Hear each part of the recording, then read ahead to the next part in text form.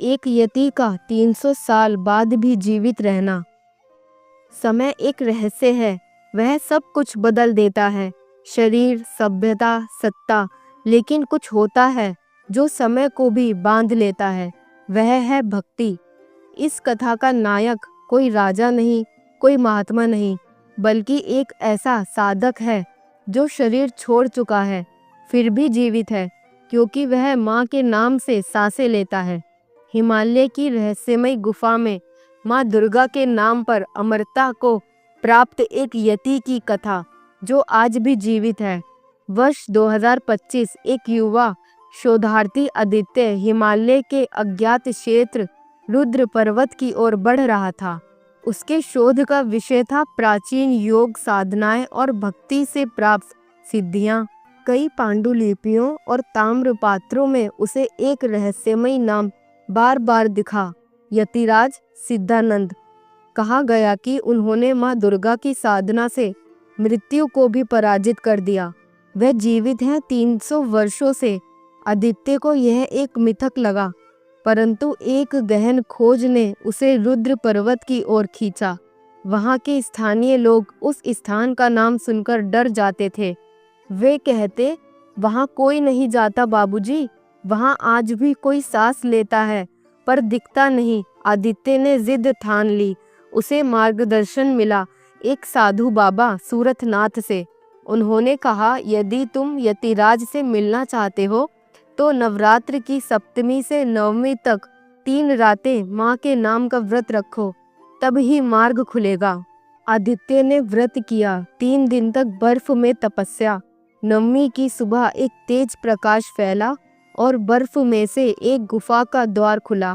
गुफा में प्रवेश करते ही वातावरण बदल गया।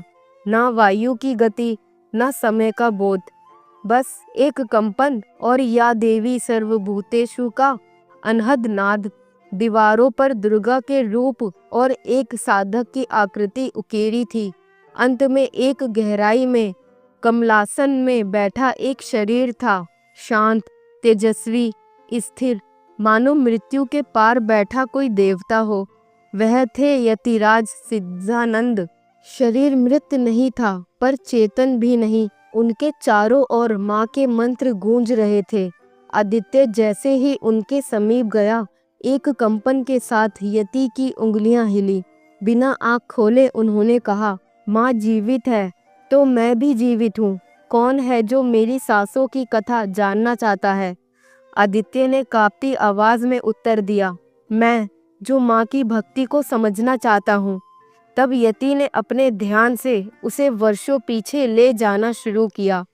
अतीत की यात्रा में वर्ष 1725 उत्तराखंड का एक गांव देवकुंड। वहाँ एक बालक था, शिवानंद। बचपन से ही उसका मन माँ दुर्गा की भक्ति में रमा रहता। उसका पालन पोषण एक सामान्य ब्राह्मण परिवार में हुआ था। पिता वेद पाठी थे और माँ हर दिन दुर्गा सप्तशती का पाठ करती थी। शिवानंद को बाल्यकाल से ही माँ दुर्गा के प्रति विशेष प्रेम था। मंदिर की घंटियों की आवाज़ सुनते ही वह दौड़कर वहां पहुंच जाता और घंटों माँ की मूर्ति को निहारता रहता। जब वह 16 वर्ष का हुआ, महामारी आई, पूरा परिवार समाप्त हो गया। शिवानंद अकेला बचा। गांव वालों ने कहा, माँ ने इसे बचाया है, पर शिवानंद ने इसे वरदान नहीं, एक तपस्वी जीवन का निमंत्रण माना। वह सोचता, यदि माँ ने मुझे बचाया है तो मेरा जीवन अब माँ को ही समर्पित होना चाहिए। वह सब छोड़कर हिमालय की ओर चल पड़ा। वर्षों तक गुरु दर्शन करता रहा, साधुओं के चरणों में बैठकर सेवा करता, तपस्वियों के लिए अग्नि जलाता और मंत्रों को मन ही मन रटता।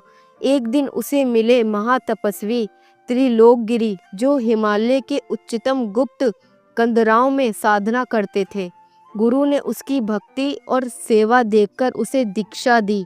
नवरात्रि मृत्यु बोध साधना, जिसमें साधक अपना देह छोड़ता है लेकिन चेतना को माँ दुर्गा में विलीन कर देता है। गुरु बोले, शिवानंद, यह साधना तुम्हें शरीर और आत्मा के मध्य खड़ा कर देगी। तुम सांस लेना छोड़ दोगे, पर माँ के नाम से सांसें चलती रहेंगी। तुम्हारा शरीर अमर होगा, पर तुम उनमें नहीं होगे, तुम सिद्धानंद कहलाओगे। शिवानंद ने गुरु के आदेश अनुसार कठिन साधना प्रारंभ की।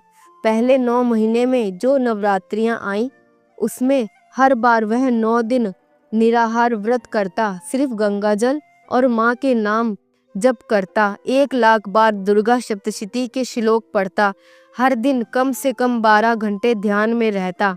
वह एक पर्वत गुफा में बैठा था, जहाँ सूरज की किरणें नहीं आती थीं, सिर्फ दीपक की लौ और माँ का नाम। हर दिन उनकी चेतना एक नई अवस्था में प्रवेश करती।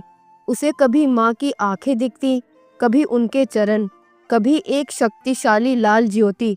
वह जान गया था उसका जीवन अब उसका नहीं, माँ का हो चुका है। तीसरे महीने की अमावस्या, नवरात्रि की पहली रात्रि, वह अंतिम ध्यान में बैठा। उसकी भूख प्यास सब समाप्त हो चुकी थी। शरीर कांपता था, पर मन अडिग था। शिवानंद ने देह त्यागने की तैयारी की। उसकी अंतिम वाणी थी, हे माँ, यदि मेरी भक्ति सच्ची है तो मेरी सांसों को तू संभाल ले।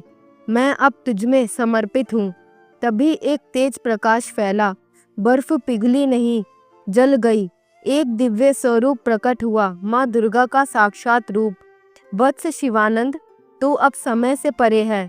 अब तू यतिराज है, जो माँ के नाम पर जीता है। जब तक कोई भक्त माँ कहेगा, तेरी एक सांस और जुड़ जाएगी। इसके बाद शिवानंद समाधिस्थ हो गया। उसका शरीर यथावत रहा, पर सांसें माँ के नाम से चलती रहीं। समय बीतता गया, देश बदला, राजा बदले, पर रुद्र पर्वत की उस गुफा में सब स्थिर था। कभी कभी कोई तपस्वी उस स्थान पर पहुंच जाता तो उसे कई दिव्य चीजों की अनुभूति होती। माँ की मूर्ति अपने आप जल उठती। कई बार साधक कहते, गुफा में से कोई मंत्रोच्चारण सुनाई देता है। गुफा स्वयं साधकों को बुलाती थी, लेकिन तभी जब उनका हृदय निर्मल होता। यति सिद्धानंद माँ की कृपा से उन आत्माओं को मार्गदर्शन देते, किसी को वाणी में, किसी को स्वप्न में। आदित्य ने यति की कथा सुनी और नतमस्तक हो गया। उसकी आंखों से आंसू बह निकले। उसने यति से पूछा, स्वामी, अब क्या मैं संसार को यह संदेश दे सकता हूँ? यति बोले, वत्स, यह शरीर अब माँ की कृपा से ही चलता है, पर अब तेरी भक्ति जाग गई है। तू अब मेरा उत्तराधिकारी है। तुम संसार को बताना कि शरीर से नहीं, माँ के नाम से सांसें चलती हैं। गुफा फिर से मंद हो गई। आदित्य बाहर आया। उसे लगा जैसे वह स्वयं भी बदल गया है। अब वह शोधकर्ता नहीं था, अब वह एक साधक था, माँ दुर्गा का संदेशवाहक। उसने यह कथा लिपिबद्ध की और उसका नाम रखा माँ के नाम की सांस। कहते हैं आदित्य ने हिमालय के कई रहस्य खोले, पर यतिराज सिद्धानंद की कथा को एक पवित्र ग्रंथ में लिख दिया। माँ की भक्ति में समय नहीं चलता, मृत्यु रुक जाती है और सांसें परमात्मा के नाम पर चलती हैं। आज भी रुद्र पर्वत की तलहटी में सप्तमी से नवमी तक माँ के भजन गूंजते हैं और कहते हैं, जब भी कोई सच्चे मन से माँ कहता है, यति सिद्धानंद की सांसों में एक कंपन होता है, क्योंकि वह यति अब भी जीवित है, माँ के नाम से सांसें लेने वाला अमर साधक। दोस्तों, अगर आपको यह अलौकिक कथा पसंद आई हो तो इसे ज़रूर शेयर करें। माँ दुर्गा की कृपा हर उस हृदय पर बरसती है जो सच्चे मन से माँ कहता है। क्या आप भी इस यति की तरह माँ की भक्ति से जुड़ना चाहते हैं?